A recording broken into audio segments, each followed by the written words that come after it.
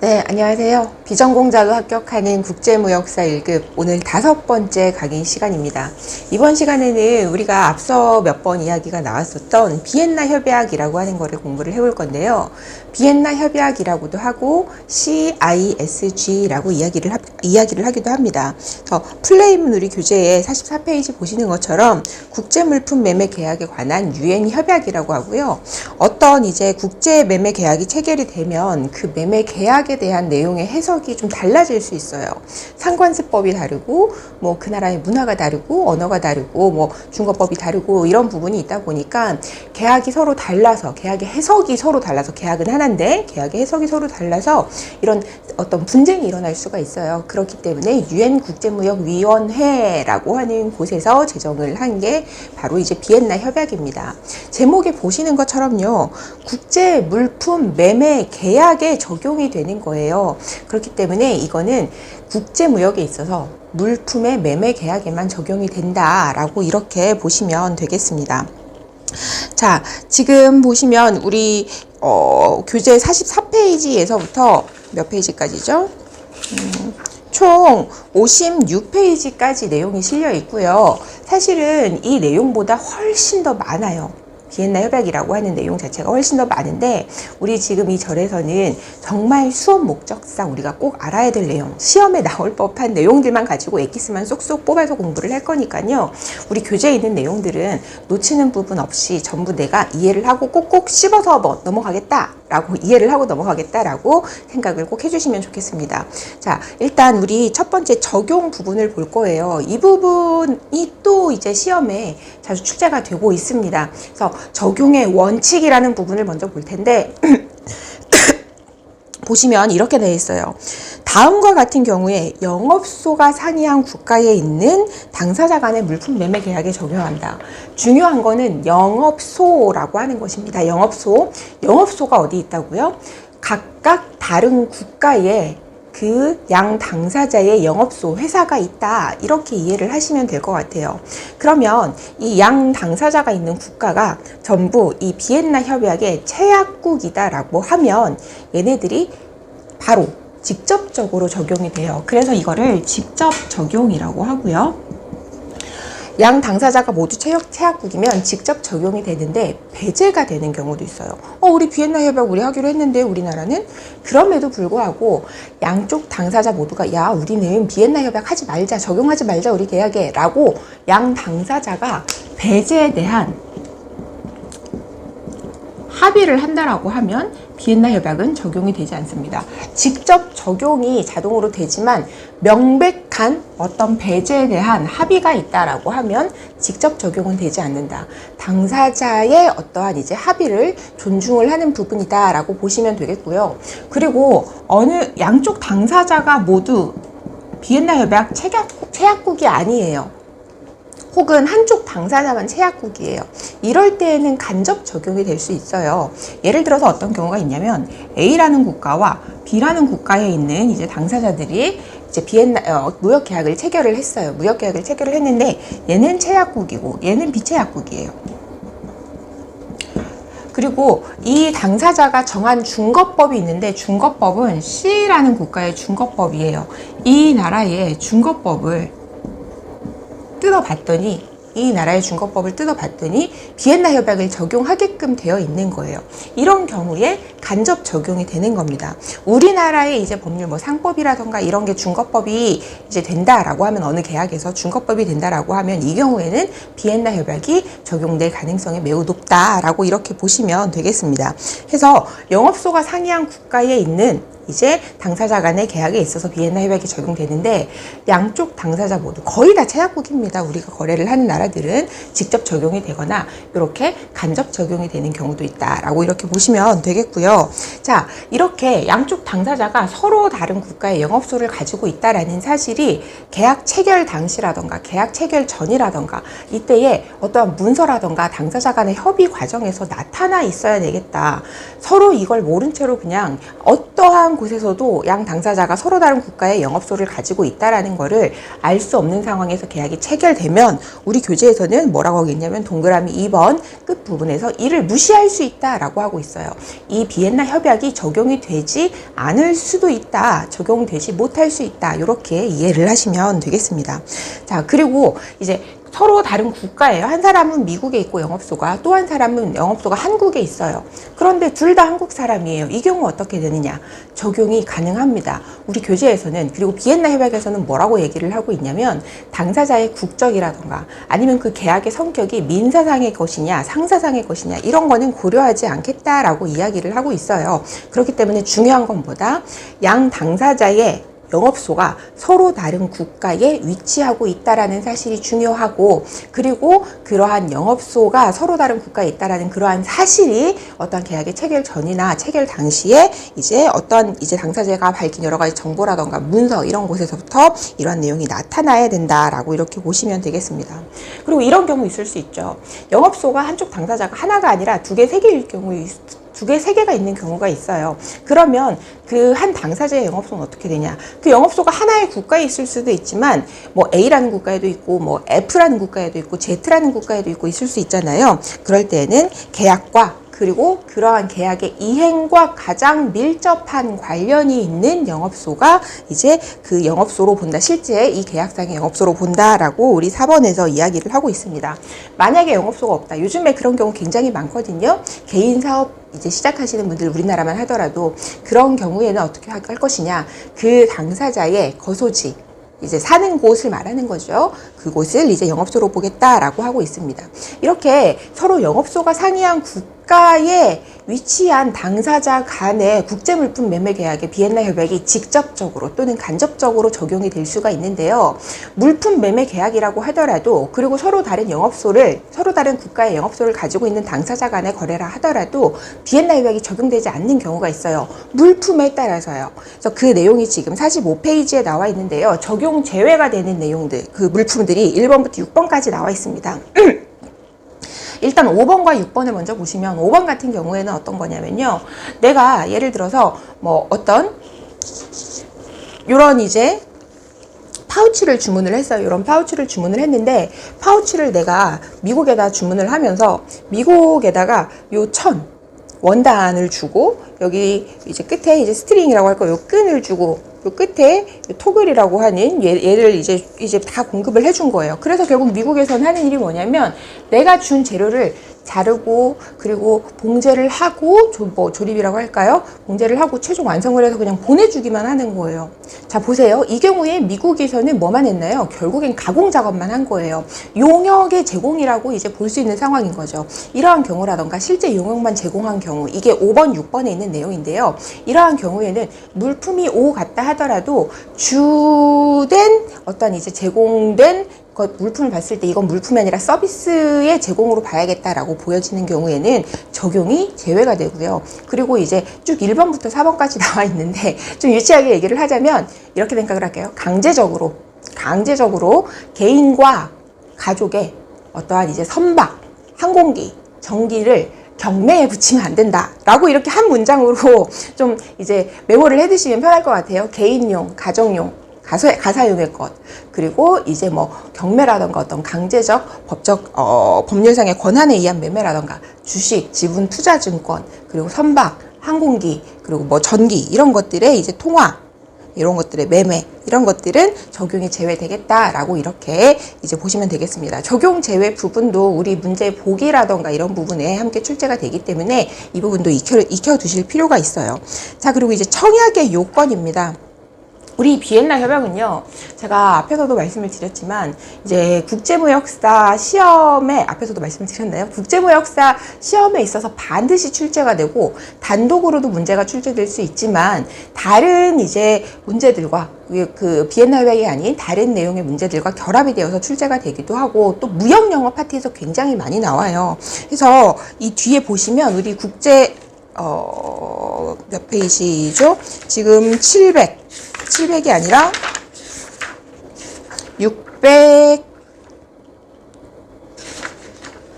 679페이지에 보면 이 비엔나 협약에 대한 주요 내용들이 협약 원문과 이제 한글본이 실려 있는데, 오늘 이 내용을 보신 다음에 뒷부분을 한번 꼼꼼히 천천히 읽어보시면 될 것 같아요. 한국말인데 이해가 잘 안 되실 수도 있어요. 그렇기 때문에 이번 강의에서 이해를 잘 하셔야 되고, 무역영어 파트에서도 출제가 된다라고 하는 부분 다시 한번 말씀을 드리고요.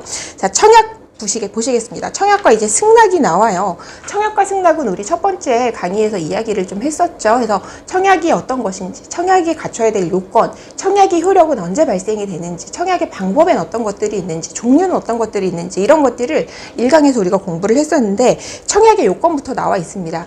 1인 이상의 특정한 자에게 제의한 확정적 어떤 의사표시, 그리고 청약자가 상대방이 그 제의의 승낙을 하면 구속되겠다, 그 내용에. 그러한 이 세 가지가, 요 방금 말씀드린 세 가지가 바로 청약의 요건이 되겠습니다. 그래서 보시면 1인 이상의 특정한 자에게 그것이 충분히 확정적이라면, 충분히 확정적이라고 하는 말은 뭐냐? 물품, 수량, 대금, 이 세 가지가 나와 있는 거를 확정적이라고 보겠다. 이 세 가지가 직접적으로 표현이 돼 있거나, 또는 이런 것들을 결정하는 어떤 기준을 두고 있는 경우에는 그 제의는 확정적이라고 보는 겁니다. 예를 들어 이런 경우 있죠. 뭐 어떤 물품을 거래를 하는데 무슨 날짜에 형성된 어떠한 국제거래 시세의 몇 %로 우리는 거래를 한다라고 하는 경우에도 어떤 대금을 결정할 수 있는 그 기준이 되겠죠. 이러한 내용이 들어있을 때에도 그 청약은 확정적이다라고 이제 이렇게 볼 수가 있겠습니다. 그리고 상대방이 어떤 승낙이 있었을 때 구속된다고 하는 청약자 의사표시가 있는 경우, 보통 이제 청약서라고 하는 거를 보내게 되면 청약서의 종류에 뭐 매도인이 보내는 거는 오퍼시트가 있을 수도 있겠고, 그리고 매수인이 보내는 바잉 오퍼에는 purchase order라고 하는 게 있을 수 있는데 줄여서 PO라고 합니다만, 보통 이제 매도인이 보내는 오퍼시트에 보면 어떤 내용이 프로포마 인보이스라든가 오퍼시트라든가 이런 거에 보면 당신이 결제를 하면 결제한 날로부터 며칠 이내에 선적합니다 라고 하는 게 있어요. 이런 게 바로 구속이 되겠다라고 하는 청약자의 의사표시다라고 이제 볼 수 있는 부분이죠. 자, 청약의 효력이 발생이 되는 부분. 그 위에 청약의 유인이 있네요. 이 부분은 한번 읽어보시면 될 것 같아요. 1인 이상의 특정한 자가 아니라 그 이상의 어떤 불특정 다수에게 행한 청약의 제의는 이제 청약으로 보지 않고 단순한 청약의 유인으로 보겠다. 다만 이런 경우 제가 1강에서도 말씀을 드렸는데, 청약의 유인으로 보이긴 하지만 청약을 행하는 자가 그에 대한 반대 의사표시를 명확히 한다라고 하는 경우에는 불특정 다수에 대한 것이라도 청약으로 볼 수 있는 경우가 있어요. 홈쇼핑 예시를 들었었죠. 예를 들어서 이제 홈쇼핑 방송을 하는 사람이 이제 청약을 하는 거죠. 불특정 다수를 대상으로. 지금 결제하시면 오늘 배송이 됩니다. 며칠까지 택배를 받아보실 수 있습니다.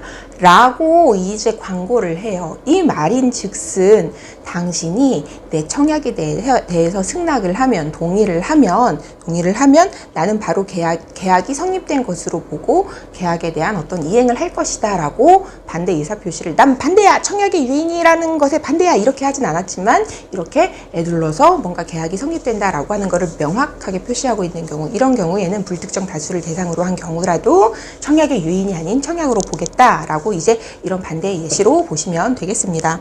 자, 그리고 이제 청약의 효력은 언제 발생이 되냐? 바로 도달할 때에 청약의 효력이 발생이 돼요. 도달주의를, 청약도 그렇고 승낙도 그렇고 도달주의를 택하고 있다라고 하는 부분 다시 한번 기억을 해두시고요. 다만 이게 도달주의를 택하고 있다 보니까 내가 청약을 발송을 해놓고 이게 아직 상대방한테 도착하지 않았어요. 그게 상대방에게 도착하기 전이나 아니면 청약과 동시에 이 청약 다시 내가 거두어 드릴래, 철회할래, withdrawal 이러고 이제 이야기를 하면 그 청약은 철회가 되겠다. 이거는 firm offer, 확정 오퍼든 free offer, 불확정 오퍼든 둘 다 동일하다. 이렇게 보시면 되겠습니다. 자, 이렇게 청약의 철회를 먼저 이야기를 했고, 그 뒤에 이제 revocation, 이제 청약의 취소에 대해서 얘기를 할 건데요. 계약이 체결되기 전에는 청약은 취소가 될 수 있다. 레보케이션. 그런데 내가 청약을 보냈어요. 나의 취소를 하겠다라는 통지가 이제 상대방에게 전달이 되어야겠죠.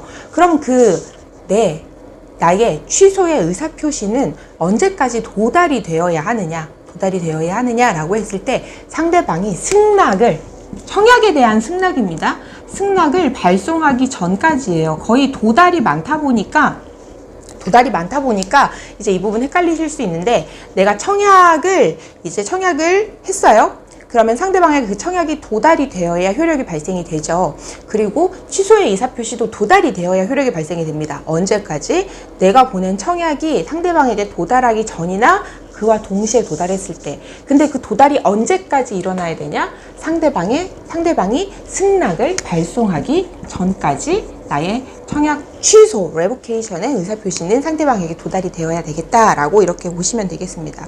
자, 그럼에도 불구하고 취소가 불가능한 경우가 있어요. 밑에 1번, 2번 이렇게 그 박스에 나와 있는데요.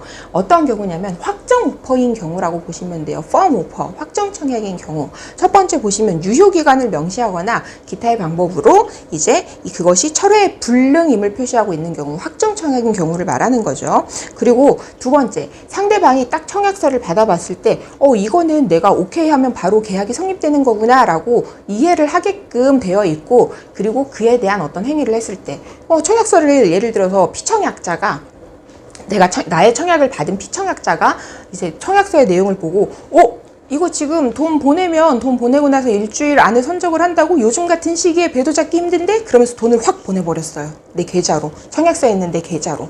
그런 경우에도 청약의 취소는 불가하겠다라고 보시면 되겠습니다. 그리고 어떠한 경우라도 firm 오퍼가 됐든 free 오퍼가 됐든지 간에 어떠한 경우라도 청약을 받은 피청약자가 그에 대한 이제 거절을 한 때에는, 그리고 거절의 통지가 청약자에게 도달한 경우에는 그 청약은 효력이 상실된다. 청약의 효력은 언제 발생이 되었나요? 피청약자에게 도달한 때 효력이 발생되었지만 그 피청약자가 거절의 의사를 표시하고 그게 청약자에게 도달한 경우에는 청약의 효력은 상실이 된다. 이렇게 보시면 되겠습니다. 자, 승낙 볼게요. 승낙. 첫 번째 이제 그 승낙의 방법이 나와 있는데, 그 전에 우리 승낙의 어떤 원칙이 있었죠. 경상의 원칙이라고 해서 mirror image 룰이라고 하는 게 우리 1강에서 다뤘던 내용이에요. 승낙은 원칙적으로 거울을 보듯이 똑같은 내용에 대해서 똑같은 내용으로 이제 승낙을 해야 된다라고 이야기를 하면서, 승낙의 방법에는 원칙적으로 제한이 없다라고 이야기를 했습니다. 뭐 진술이 될 수도 있고요, 행위가 될 수도 있고요, 종이에 적어 보낼 수도 있고요, 이메일로 할 수도 있고, 메신저도 할 수 있고, 팩스도 할 수 있고, 뭐 우편으로 할 수도 있고, 방법엔 제한이 없다. 다만 중요한 건 뭐다? 우리 2번에 나와 있는 것처럼 46페이지입니다. 이번에 나와 있는 것처럼 침묵이라던가 부작위는 이제 승낙의 어떤 의사표시로 보지 않는다라고 하고 있습니다. 자, 그리고 이제 행위에 의한 승낙에 대한 부분이 3번에 나와 있어요. 아까 말씀드렸던 내용이에요. 청약서를 받은 피청약자가 이거 돈만 보내면 일주일 안에 선적을 해준다고? 그러고 나서 돈을 슝 보냈어요. 이게 바로 행위에 의한 승낙이죠. 이런 것도 이제 인정이 된다. 그래서 보시면은 아무런 통지 없이 청약의 규정에 의하거나 또는 당사자 간에 확립된 관습 또는 관행의 결과에 따라 피청약자가 청약자에게 아무런 통지 없이 어떤 물품의 발송, 대금의 지급에 관한 행위를 이행함으로써 동의의 의사표시를 할 수 있다. 이러한 경우에 그 행위에 의한 승낙, 행위는 언제까지 이루어져야 되느냐라고 했을 때 이것도 이제 규정된 기간 내에 해야 한다라고 되어 있어요. 이 규정된 기간에 대해서도 우리가 1강에서 잠깐 다뤘었는데요.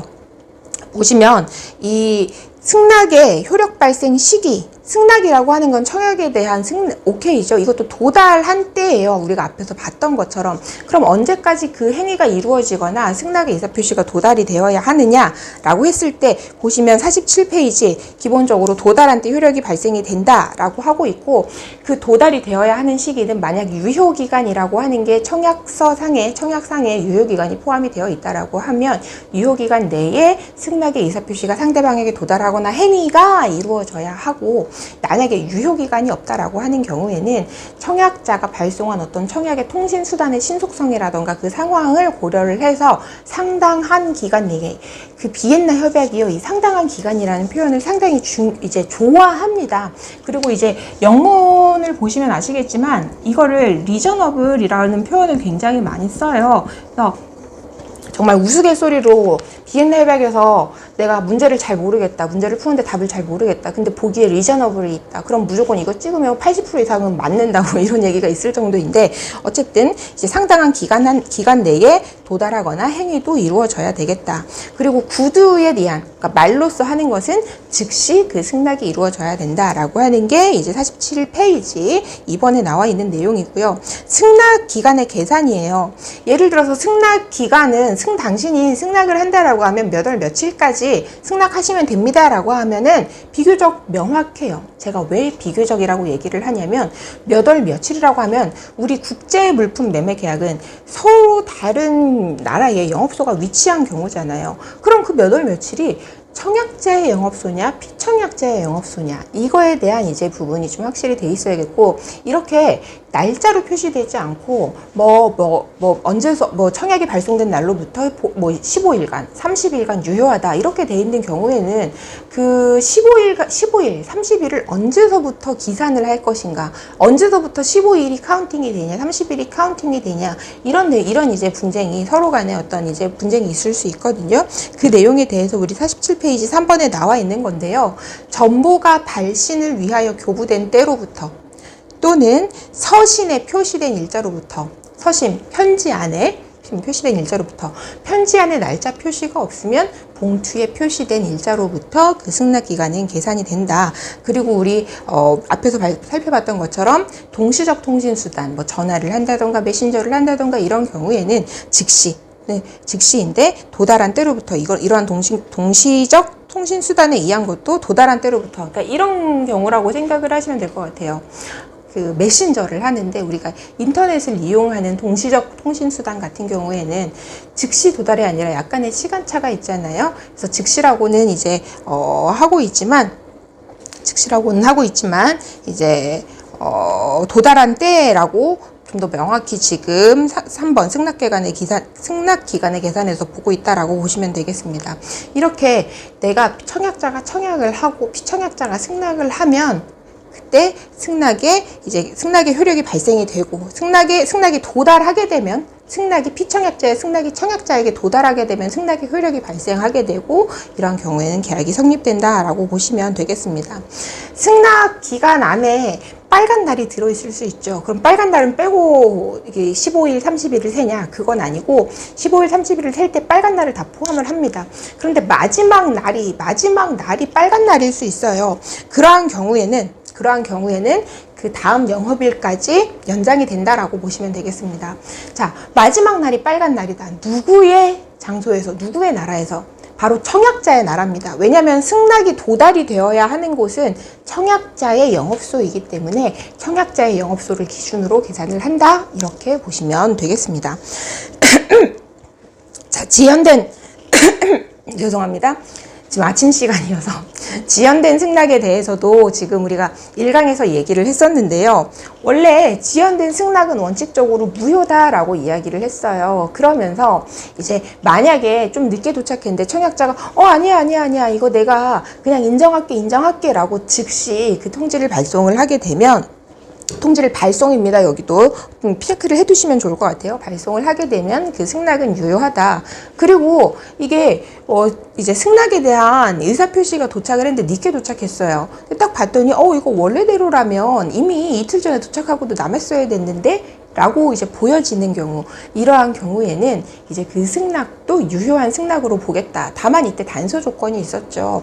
만약에 그 승낙을 받은 청약자가 다 필요 없고 상황이고 뭐고 다 필요 없고 나는 이거 인정 못해 라고 뭔가 표현을 하거나 그러한 통지에 발송을 하는 경우에는 비록 이제 상황의 여러 가지 합리적인 내용들을 고려를 해봤을 때 그게 인정될 만한 것이라 하더라도 청약자가 이런 반대 의사표시를 명확하게 한다라고 하는 경우에는 이제 그 지연된 승낙은 유효하지 않다라고 이렇게 보시면 되겠습니다. 자, 다음 48페이지입니다. 이제 반대 청약에 대한 얘기가 나오고 있죠. 청약의 내용을 변경하거나 새로운 조건을 부과해서 하는 승낙, 이거는 승낙으로 보지 않는다. 이게 바로 새로운 청약이 된다. 그리고 얘를 이제 카운터 오퍼, 내용의 변경이라던가 새로운 조건이 추가된 승낙을 이제 우리는 반대 청약, 대응 청약, 그리고 카운터 오퍼라고 이야기를 한다라고 이것도 1강에서 다루었던 내용입니다. 자, 그리고 승낙의 철회. 승낙의 효력이 발생하기 이전 또는 그와 동시에 승낙의 효력은 언제 발생이 되나요? 피청약자의 승낙이 청약자에게 도달했을 때 효력이 발생이 되죠. 그 효력이 발생하기 전이라고 하는 거는 승낙이 청약자에게, 피청약자의 승낙이 청약자에게 도달하기 전이나 아니면 얘와 동시에, 승낙과 동시에 철회 의사 표시가 도달하게 되면 그 승낙은 철회를 할 수 있다라고 하는 내용이 나오고 있습니다. 자, 그리고 48페이지 우리 네모 박스 안에 본질적 위반이라고 하는 게 있어요. 이것도 이제 비엔나 협약에서 중요한 이제 조항 중에 하나인데요. 따로 박스로 하나 빼놨어요. 본질적 위반이라고 하는 표현이 이제 나오게 될 텐데, 본질적 위반은 어떤 걸 말하는 거냐? 우리가 앞 강의에서도 이제 이야기를 했었지만, 본질적 위반이라고 하는 거는 어느 한 당사자가 기대할 수 있는 이익을 실질적으로 박탈한 경우를 본질적 위반이라고 합니다. 이런 본질적 위반이 있는 경우에는 계약의 해제를 선언할 수 있어요. 다만 계약의 해제를 선언하려면 한 가지 단서가 있습니다. 어떠한 이제 자신의 의무를 다하지 못한 자, 한쪽 당사자가, 그러니까 실질적 박탈을 가한 자죠. 그 당사자와 동등한 입장에 있는 합리적인 사람이 동일한 상황에서도, 야, 이 상대방이 실질적 박탈이 되었어. 상대방이 기대한 이익이. 이런 거를 예견하지 못한 경우에만 계약의 해제가 가능하다라고 해서 실질적 박탈이 있는 경우, 그러니까 본질적 위반이 있는 경우에는 계약의 해제 선언이 가능하지만, 만약에 상대방이, 그리고 상대방과 동등하다고 보여지는 합리적인 자도 그러한 이제 상황에서, 동등한 상황에서 그 실질적 박탈이라는 결과를 예견하지 못했을 때에는 이제 계약의 해제는 불가하다. 상당히 주관적인 부분이긴 한데, 이제 CIS 비엔나 협약에서는 이렇게 규정을 하고 있습니다. 자, 이제 매수인과 매도인의 구제 방법을 살펴볼 거예요.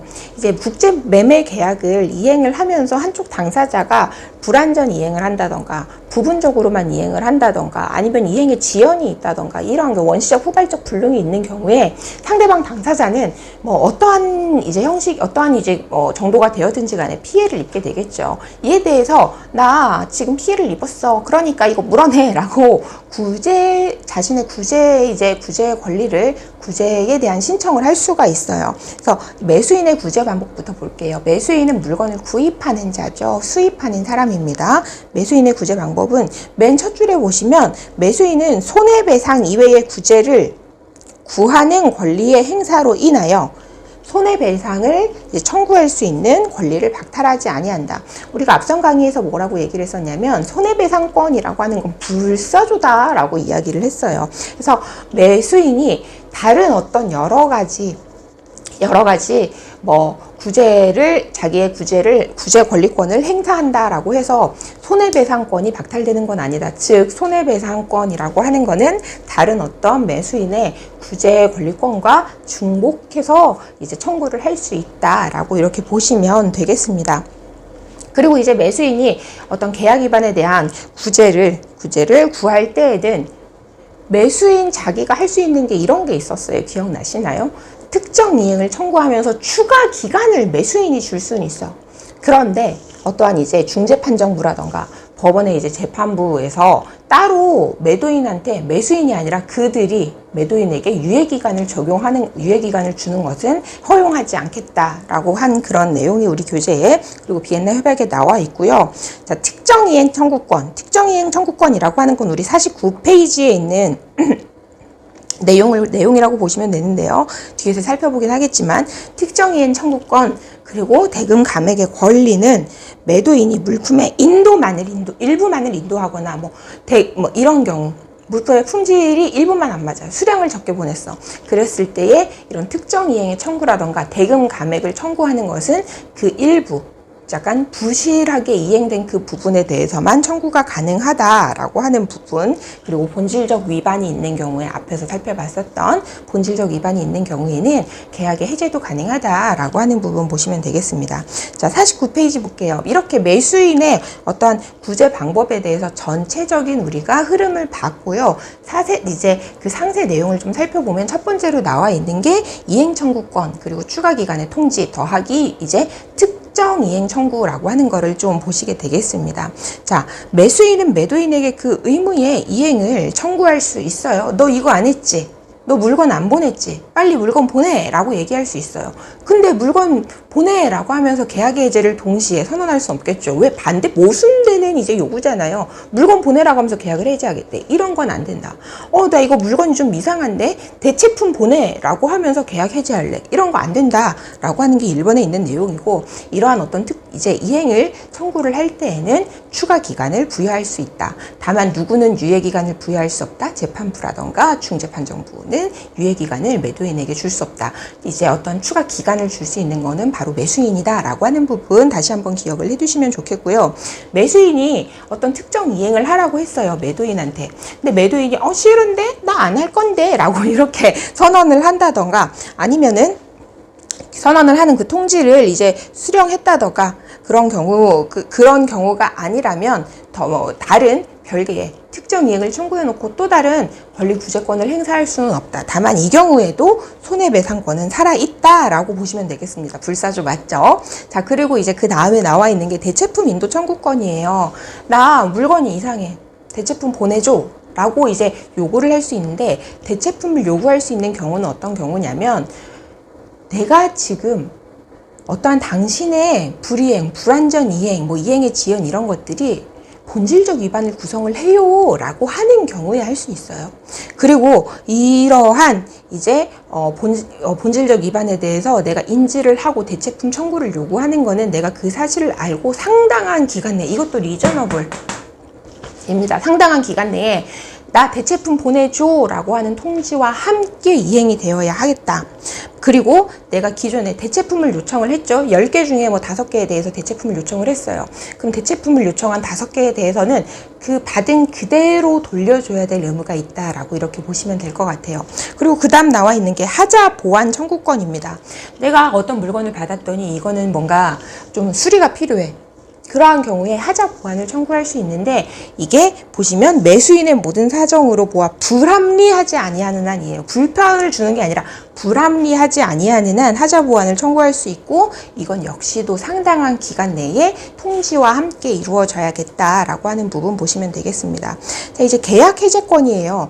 계약의 해제라는 거는 계약이 원래 아예 처음부터 없었던 것처럼 그 계약의 효력을 상실시키는 것을 말합니다. 계약이 해제가 되면 무역 계약이 성립됨으로써 양쪽 당사자에게 이제 발생되었던 어떤 의무들은 전부 사라져요.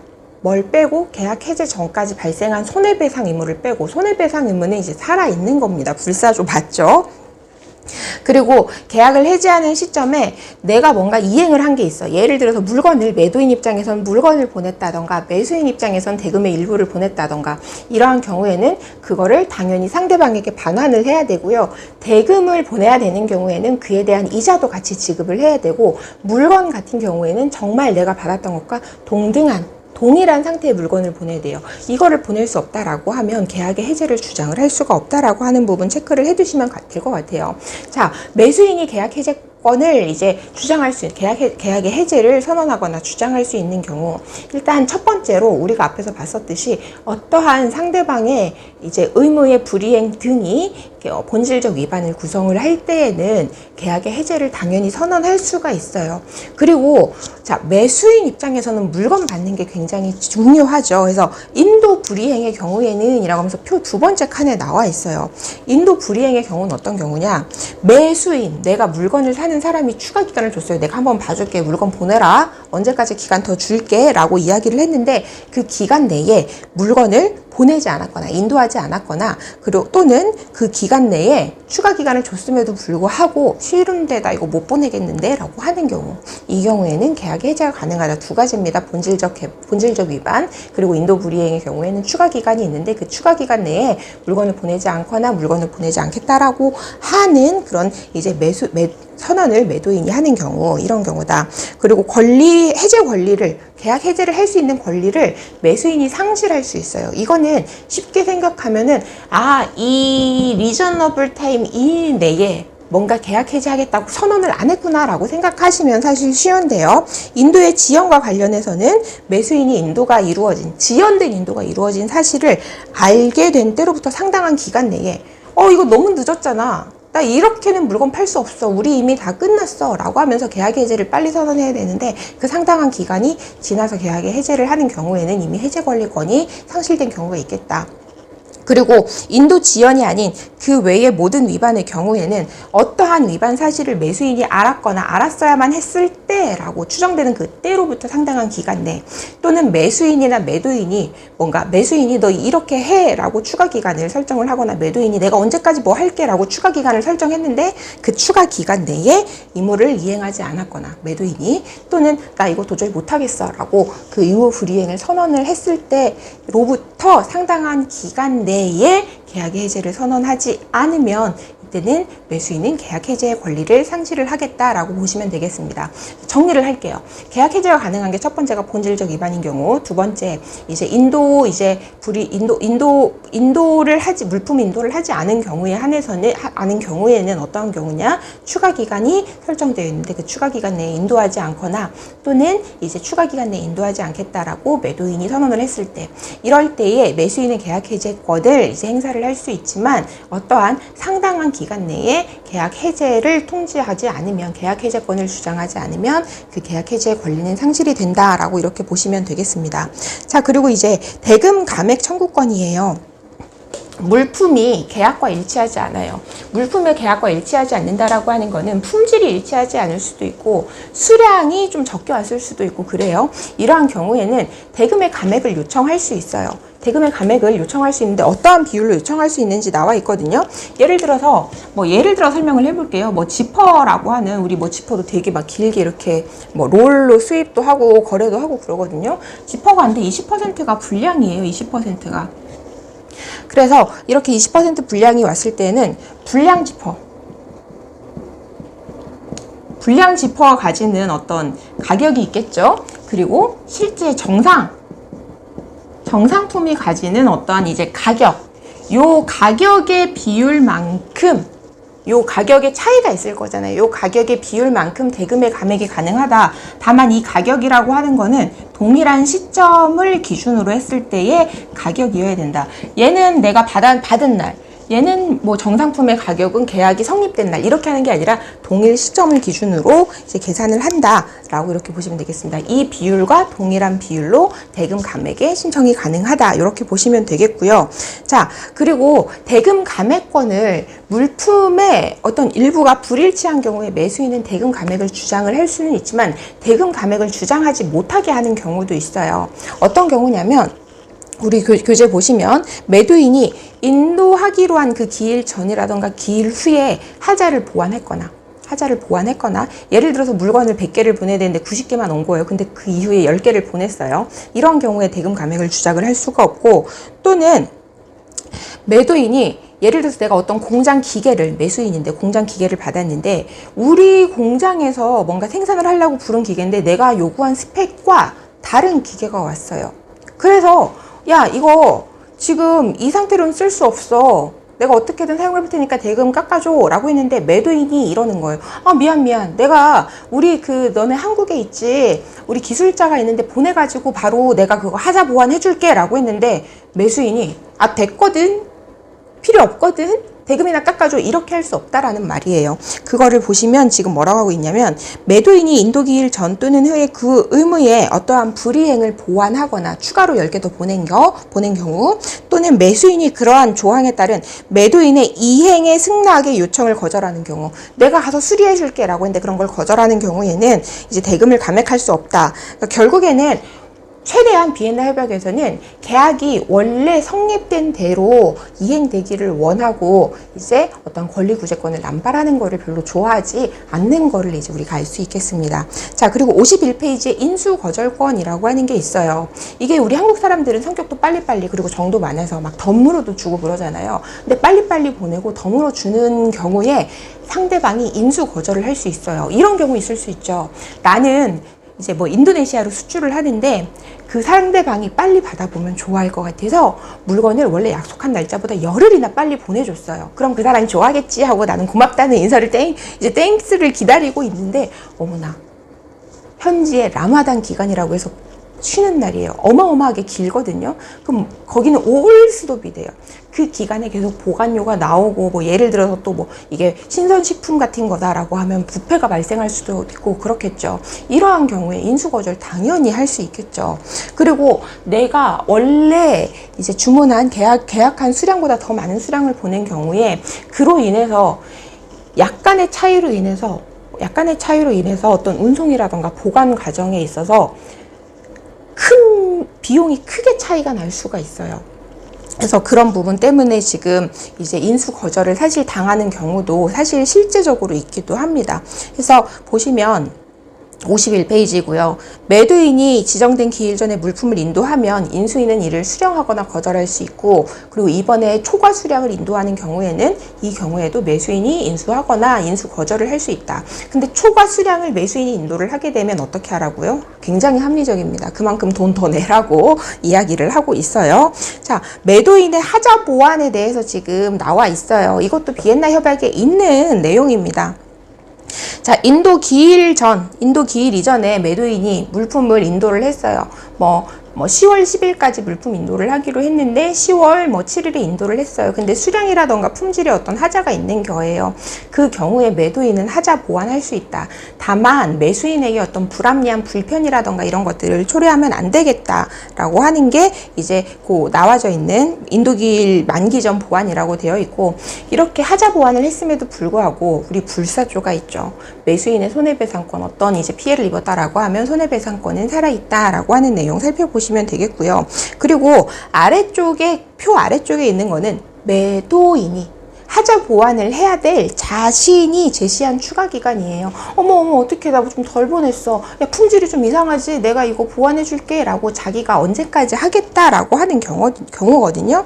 그래서 1번에 보시면 매도인은 인도기일 후에도, 앞에는 전이었다면 후에도 불합리한 지체 없이 그리고 매수인에게 불합리한 불편을 주거나 또는 매수인이 선지급한 대금을 다시 돌려받는 데에 불확실성이 없는 경우에는, 매도인은 돈 다 받았어요. 근데 그 하자가 있는 걸 알게 된 거예요. 그럼 매수인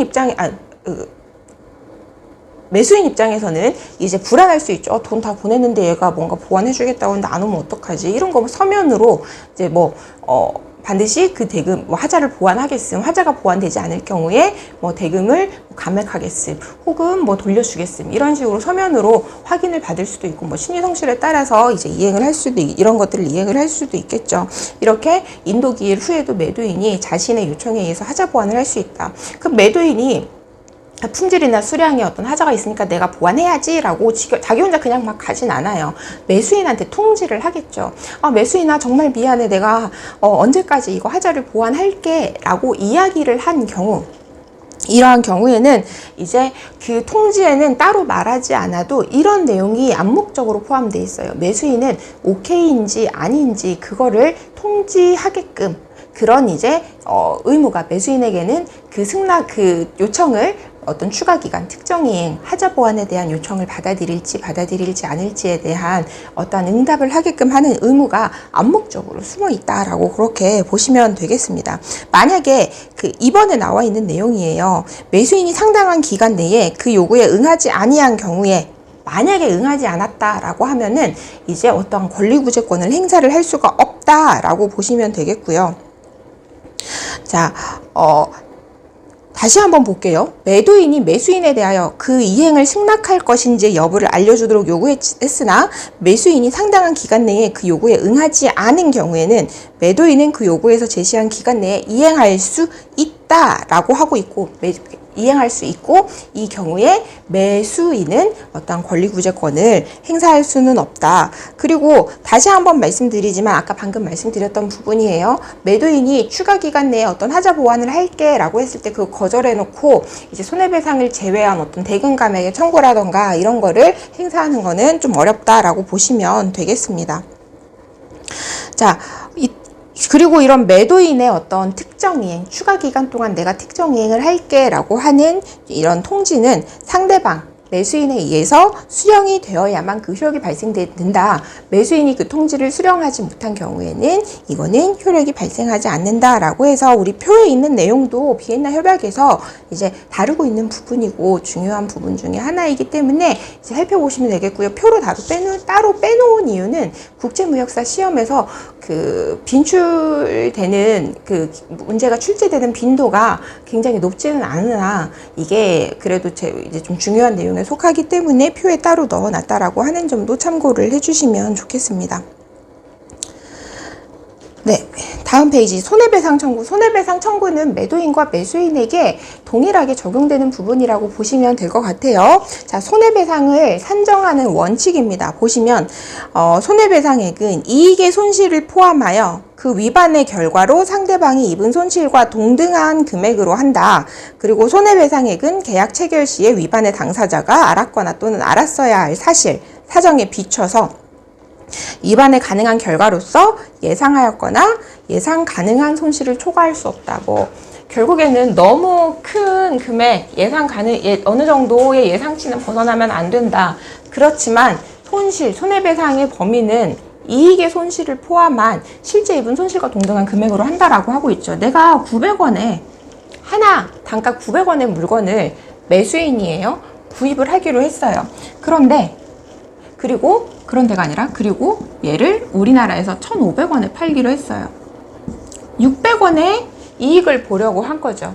손해배상 산정을 할 때 이익의 손실 600원 더하기 이제 알파가 되겠죠. 내가 이 물건의 어떤 매매 계약을 체결하기 위해서 해외를 갔다던가 출장을 했다던가 광고비를 집행을 했다던가 국내에서 판매하기 위해서 이런 부분들 다 포함해서 이제 내가 입은 손실과 동등한 금액이고, 다만 이거는 양 당사자가 이제 계약 성립 당시에 예상했거나 예상할 수 있었던 그 범위는 초과할 수 없다라고 하는 게 원칙에 나와 있는 내용입니다. 그리고 계약이 해제된 경우에요. 계약이 해제가 됐어요. 손해배상권을 이제 행사를 하는데 계약이 해제가 된 상황이에요. 계약이 해제가 되고 두 가지 이제 경우가 있거든요. 그 계약 해제를 대체한 거래가 있었냐 없었냐예요. 우리 표에서도 위쪽이 대체 거래가 있었던 경우, 아래쪽이 이제 없었던 경우인데요. 위쪽이 있었던 경우 보시면 대체 거래가 있는 경우에는 대금과의 차액뿐만 아니라 회수 가능한 기타의 모든 손해배상액. 예를 들어서 나는 원래 900원에 사기로 했는데 계약이 해제가 되고 나는 이거를 900원 못 사고 딴 사람한테서 1000원에 샀어요. 그럼 1000원에서 900원 하면 이 차액이 100원이죠. 100원에 더하기 알파가 이제 대체 거래가 있는 경우에 어떤 손해배상액이 산정이 되겠고, 대체 거래가 없는 경우가 바로 우리 그 아래쪽에 있는 내용인데요. 대체 거래가 없는 경우를 보시면 시가예요. 가격을 기준으로 해요. 그 경우에는 계약 해제 시의 시가, 계약 대금과 계약 해제 시의 시가, 그 시가와의 차액, 그리고 플러스 알파가 되겠습니다. 계약 해제 시점에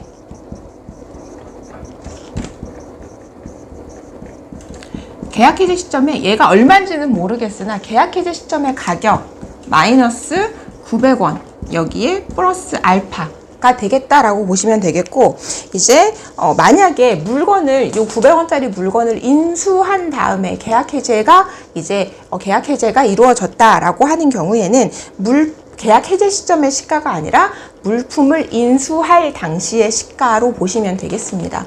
그래서 이 부분 이런 식으로 요 계약 해제 시점이 아니라 물품 이제 아래쪽은 인수 시점의 시가가 되겠죠. 이렇게 조금 한 줄로 정리를 해 놓으시면 나중에 혼자서 복습을 하실 때에도 조금 이해하시기가 편하실 것 같아요.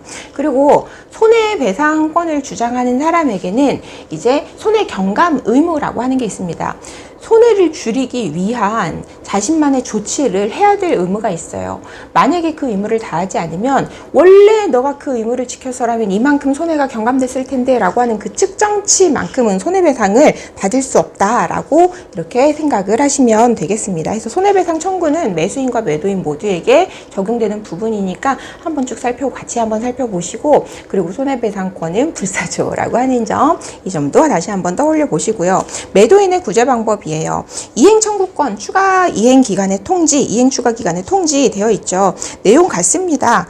매수인은 매도인에게 그 의무의 이행을 청구를 할 수 있다.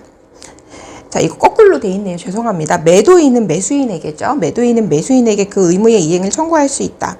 다만 매도인이 이러한 청구가 모순되는 구제를 하는 경우에는 그렇지 않다. 이제 앞에서 봤었던 매수인의 구제 방법과 동일한 내용이라고 보시면 되겠고요. 추가 기간 지정하는 것 역시도 그렇고 3번에 추가 기간 내에 이행하지 않겠다는 뜻의 통지를 수령하지 않는 한 매도인은 그 기간 중에는 계약 위반에 대한 어떠한 구제도 구할 수 없다. 지금 이 부분이요, 여러분, 매수인하고 매도인이 거꾸로 되어 있어요. 이 부분 제가 카페에 올려놓거나 할 테니까 이 부분 수정을 해서 살펴보시면 좋을 것 같습니다. 아마 이제 읽으시면 이거 반대로 됐네 하고 이제 생각을 하시거나 아니면 그냥 알아서 잘 이해를 하실 정도 하실 수는 있을 것 같긴 한데 혹시 모르니까 제가 카페에 올려놓도록 하고요. 사과드립니다.